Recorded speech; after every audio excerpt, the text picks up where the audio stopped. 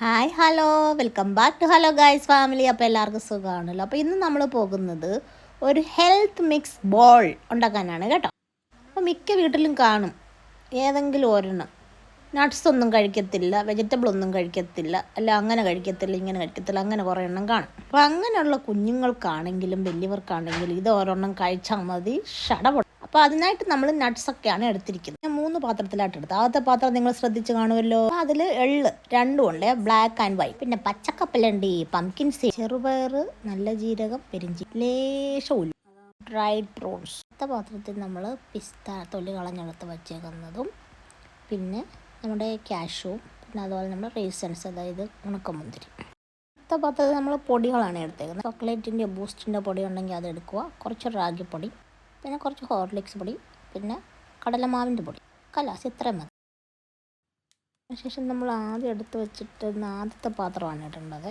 അതായത് നമ്മുടെ ചെറുപയറിൻ്റെ പാത്രം ഉണ്ടല്ലോ, അതിനകത്ത് സാധനങ്ങളെല്ലാം ഇടണം. രണ്ടാമത്തെ പാത്രം, അതായത് കാഷ്യൂ, ആ പാത്രമാണ് ഇടേണ്ടത്. മൂന്നാമത് നമ്മുടെ നട്ട്സിൻ്റെ പാത്രം, ശേഷം നമ്മുടെ പൗഡറിൻ്റെ പാത്രം മതി. ഇത്രയെല്ലാം ഇട്ടിട്ട് നന്നായിട്ട് അതൊന്ന് ചൂടായി ഡ്രൈ ആയിട്ട് വരണം. അതെല്ലാം തീ കുറച്ച് വേണം ഇടാൻ കേട്ടോ, എന്നിട്ട് ഇളക്കി കൊടുക്കണം, അല്ലെങ്കിൽ പെട്ടെന്ന് അതങ്ങ് കരിഞ്ഞു. ഇനി നമ്മൾ കുറച്ച് നെയ്യ് ഒഴിക്കണം.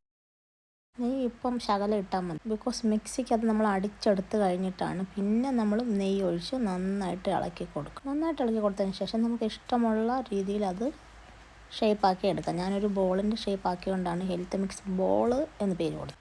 അപ്പോൾ ഇതിനകത്ത് എല്ലാം ഹെൽത്ത് മിക്സായിട്ടാണ്, അതുകൊണ്ടാണ് നമ്മൾ ഹെൽത്ത് മിക്സ് ബോൾ എന്ന്. അപ്പം നമ്മൾ ഈന്തപ്പഴവും ഫിഗും ഇട്ടിട്ടുണ്ടായിരുന്നു കേട്ടോ, അത് ഞാൻ മറന്നുപോയി പറയാൻ. അപ്പോൾ ഈന്തപ്പഴം, ഫിഗ്, അതുപോലെ തന്നെ റൈസൻസ്, അതായത് ഉണക്കമുന്തിരി, അതെല്ലാം നമ്മൾ വെള്ളത്തിലിട്ട് കഴുകി കുതിർത്ത് വാരി എടുത്തിട്ടാണ് അതെല്ലാം നമ്മൾ ഡ്രൈ ആക്കി എടുത്തത്. ഓക്കെ ഗൈസ്, അപ്പം തലേ ദിവസം അത്തം നിറച്ചുണ്ടായിരുന്നു, ഇന്ന് രാവിലെ ആയപ്പോഴത്തേക്ക് കുറഞ്ഞു.